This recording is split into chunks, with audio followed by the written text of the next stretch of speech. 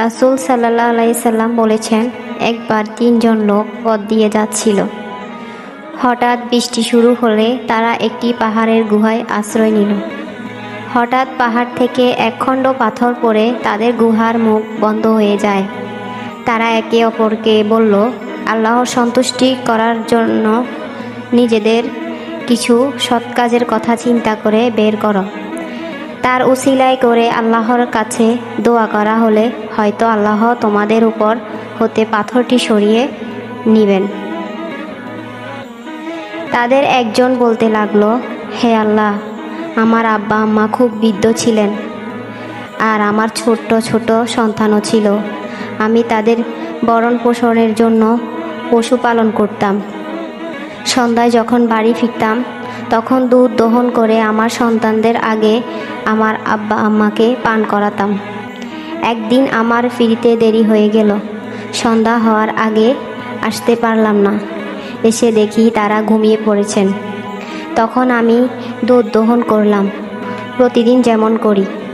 তারপর আমি তাদের শিয়রে দুধ নিয়ে দাঁড়িয়ে রইলাম। তাদের জাগাতে লাগলো না।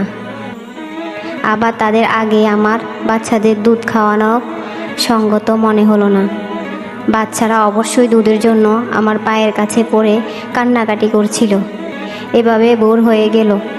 হে আল্লাহ, আপনি জানেন, আমি যদি শুধু আপনার সন্তুষ্টির জন্য এই কাজটি করে থাকি, তাহলে আপনি আমাদের সামনে থেকে পাথরটি সরিয়ে দিন, যাতে আমরা আসমানটা দেখতে পাই। তখন আল্লাহ পাথরটাকে সামান্য সরিয়ে দিলেন। তাতে তারা আসমান দেখতে পেল। দ্বিতীয় ব্যক্তি বলল, হে আল্লাহ, আমার এক চাচাতো বোন ছিল। পুরুষেরা যেভাবে নারীদের ভালোবাসে, আমিও তাকে তার চেয়েও বেশি ভালোবাসতাম।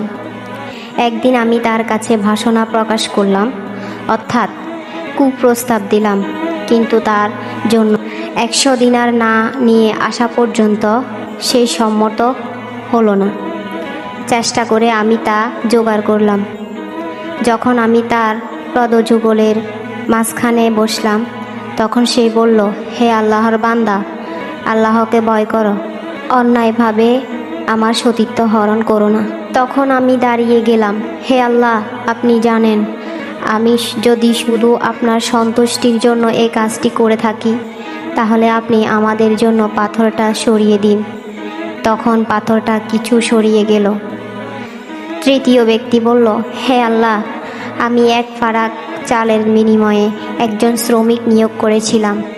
যখন সে তার কাজ শেষ করে আমাকে বলল, আমার পাওনা দাও, আমি তাকে পাওনা দিতে গেলে সে তা নিল না। আমি তা দিয়ে কৃষিকাজ করতে লাগলাম। তা দিয়ে গরু ও রাখাল জমা করলাম। বেশ কিছুদিন পর সে আমার কাছে এসে বলল, আল্লাহকে ভয় করো, আমার মজুরি দাও। আমি বললাম, এসব গরু আর রাখাল নিয়ে যাও। সে বলল, আল্লাহকে ভয় করো, আমার সঙ্গে ঠাট্টা করো না। আমি বললাম, আমি তোমার সঙ্গে ঠাট্টা করছি না, এগুলো নিয়ে যাও। তখন সেই তা নিয়ে গেল। হে আল্লাহ, আপনি জানেন, যদি আমি আপনার সন্তুষ্টি লাভের জন্য এই কাজটি করে থাকি, তাহলে পাথরের বাকি অংশটুকু সরিয়ে দিন। তখন আল্লাহ পাথরটা সরিয়ে দিলেন। সহিহ বুখারী, হাদিস 9, 2333।